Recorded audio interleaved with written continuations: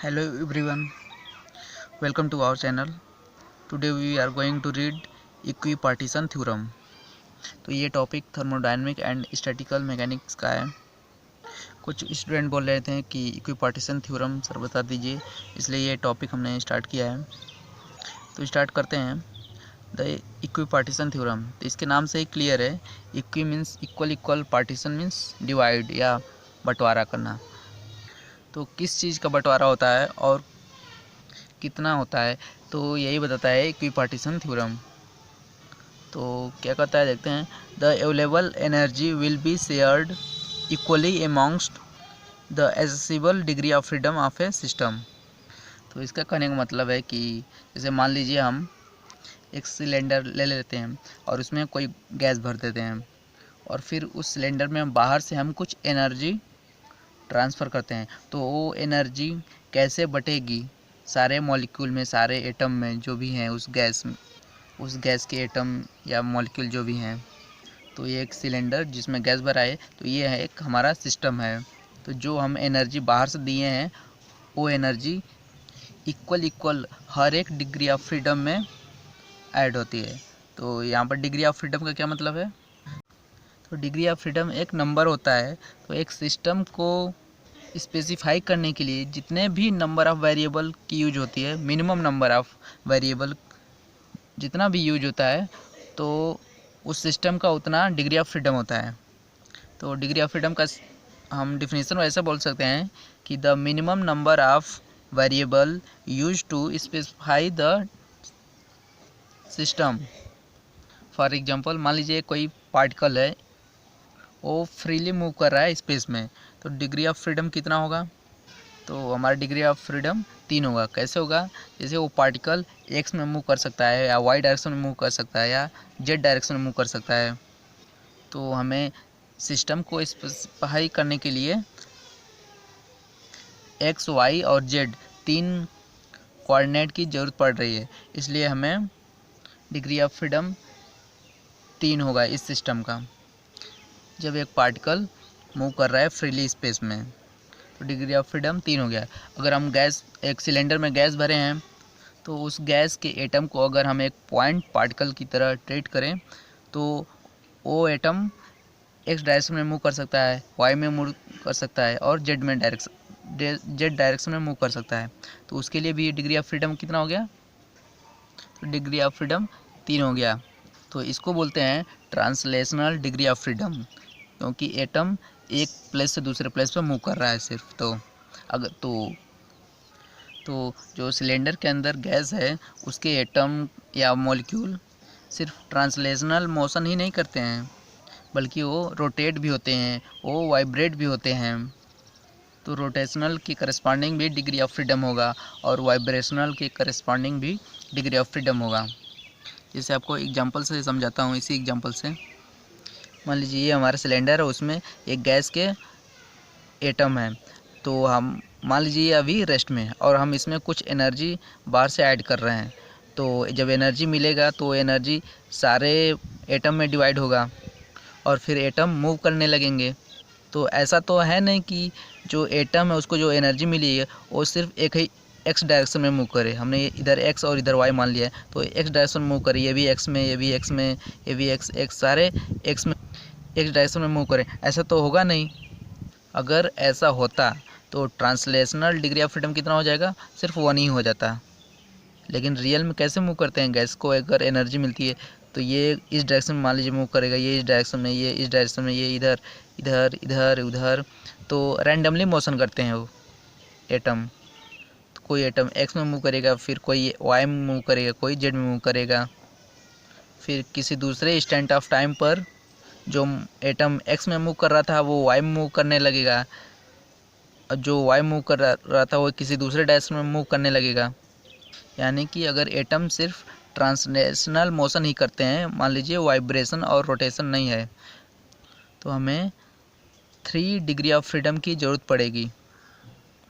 और जितने भी डिग्री ऑफ फ्रीडम होते हैं वो सब एक दूसरे से इंडिपेंडेंट होते हैं।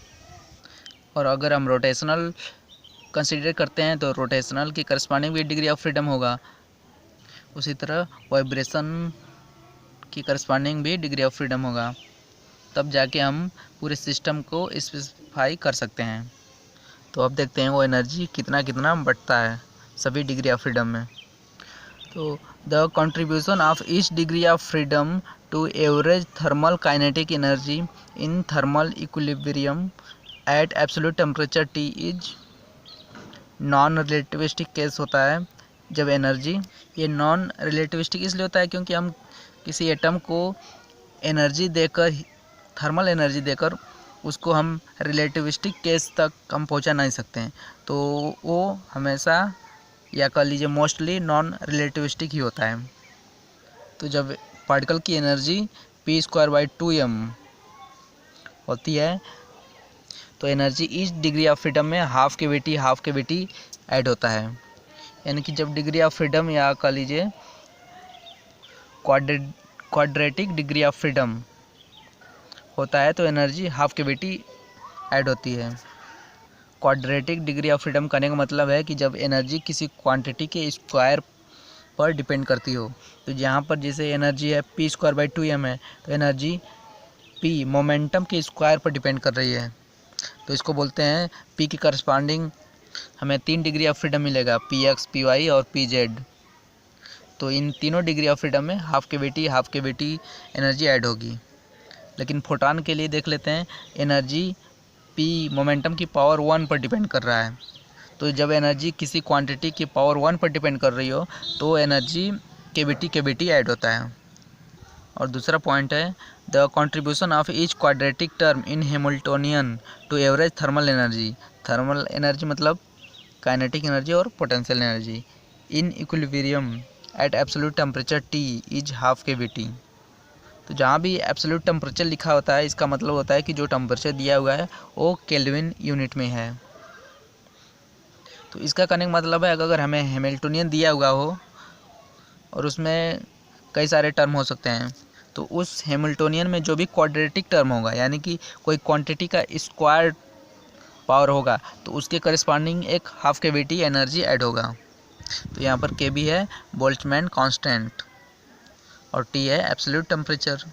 तो अगर हमें कोई पोटेंशियल ऐसा दिया हुआ हो जो r⁻n+1 पर डिपेंड हो, तो एवरेज काइनेटिक एनर्जी और potential energy, average potential energy में ये रिलेशन होता है कि average kinetic energy is equal to n+1/2 into average potential energy.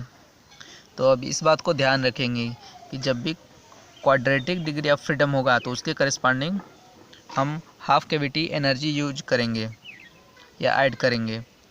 तो जैसे यहाँ पर देखिए एनर्जी स्पीड के स्क्वायर पर डिपेंड कर रही है, तो ये v की करस्पॉन्डिंग जो डिग्री ऑफ फ्रीडम होंगे Vx, Vy, Vz, ये इसको बोलेंगे क्वाड्रेटिक डिग्री ऑफ फ्रीडम। यहाँ पर एनर्जी जो है ओमेगा पर डिपेंड कर रही है, ओमेगा के स्क्वायर पर डिपेंड कर रही है। ओमेगा है एंगुलर वेलोसिटी और आई है मोमेंट ऑफ इनर्शिया। तो रोटेशनल डिग्री ऑफ फ्रीडम के भी करस्पॉन्डिंग हमें 3 डिग्री ऑफ फ्रीडम मिलेगा और वो डिग्री ऑफ फ्रीडम को बोलेंगे क्वाड्रेटिक डिग्री ऑफ फ्रीडम, क्योंकि यहाँ पर भी एनर्जी किसी क्वांटिटी यानी कि एंगुलर वेलोसिटी के स्क्वायर पर डिपेंड कर रही है। Vibrational degree of freedom corresponding देखते हैं एनर्जी स्पीड के स्क्वायर पर डिपेंड कर रही है, तो इसको भी बोलेंगे क्वाड्रेटिक डिग्री ऑफ फ्रीडम। तो इसमें एक बात ध्यान रखेंगे कि जब भी किसी एटम या मॉलिक्यूल का वाइब्रेशन होता है तो उसके करस्पॉन्डिंग एक पोटेंशियल भी ऐड होता है, पोटेंशियल एनर्जी ऐड होता है। तो पोटेंशियल अगर हम मान लेते हैं, कंसिडर करते हैं हार्मोनिक ऑसिलेटर, तो harmonic oscillator corresponding potential energy होगा हाफ के एक्स स्क्वायर। तो यहाँ पर हम देख रहे हैं पोटेंशियल एनर्जी एक्स पर डिपेंड कर रही है, एक्स के स्क्वायर पर डिपेंड कर रही है, तो ये भी क्वाड्रेटिक डिग्री ऑफ फ्रीडम होगा जो एक्स के करस्पॉन्डिंग आएगा। तो ये एक्स लिखा है, इसका मतलब ये नहीं कि सिर्फ एक्स ही डायरेक्शन में होगा, एक्स वाई जेड तीनों डायरेक्शन में होगा। तो ये भी एनर्जी है, ये भी एनर्जी, ये भी एनर्जी है और ये भी एनर्जी है, और सभी किसी न किसी क्वांटिटी के स्क्वायर पर डिपेंड कर रही है। तो ये इसको सारे को के करस्पॉन्डिंग जो भी डिग्री ऑफ फ्रीडम होगा उसको हम बोलेंगे क्वाड्रेटिक डिग्री ऑफ फ्रीडम। और जब भी क्वाड्रेटिक डिग्री ऑफ फ्रीडम होगा तो उसके करस्पॉन्डिंग हम एनर्जी कितना बांटेंगे, हाफ केविटी बांटेंगे। लेकिन फोटोन के केस में हम देखें तो कितना होगा, E इक्वल टू PC होता है। तो वहाँ पर एनर्जी मोमेंटम की पावर 1 पर डिपेंड कर रहा है, तो वहाँ पर हाफ केविटी ऐड नहीं करेंगे, वहाँ पर हम केविटी ऐड करेंगे। यहाँ पर देखिए, यहाँ एनर्जी पावर 1 पर डिपेंड कर रहा है मोमेंटम के। तो डिग्री ऑफ फ्रीडम यहाँ पर कितना हो जाएगा, Px Py Pz, 3 degree of freedom इसके करस्पॉन्डिंग होगा। तो यह एनर्जी केविटी केविटी केविटी तीनों डायरेक्शन में इक्वली बढ़ जा रहा है। और अगर हमें किसी सिस्टम के लिए मान लीजिए पोटेंशियल दे दिया हो, मान लीजिए ये r⁶ पर डिपेंड कर रहा है पोटेंशियल एनर्जी, तो हम उसके लिए कैसे एनर्जी डिवाइड करेंगे। तो मान लीजिए हम किसी गैस का आइटम ले लिए हैं, तो उसके करस्पॉन्डिंग हम काइनेटिक एनर्जी के लिए, काइनेटिक एनर्जी p²/2m है, तो काइनेटिक एनर्जी के लिए हम एनर्जी ऐड कर देंगे हाफ केविटी। और पोटेंशियल एनर्जी के लिए जो ये r⁶ पर डिपेंड कर रहा है, तो ये यहाँ से रिलेशन निकालेंगे काइनेटिक एनर्जी एवरेज और एवरेज पोटेंशियल एनर्जी में। तो 6/2 3, तो पोटेंशियल एवरेज पोटेंशियल एनर्जी हो गया average kinetic energy divide by 3। तो इतना एनर्जी ऐड किया हमने काइनेटिक एनर्जी के 1 डिग्री ऑफ फ्रीडम के लिए। और यहाँ से हमने निकाला कि पोटेंशियल एनर्जी की करस्पॉन्डिंग कितना हमें एनर्जी ऐड करना होगा 1 डिग्री ऑफ फ्रीडम के लिए।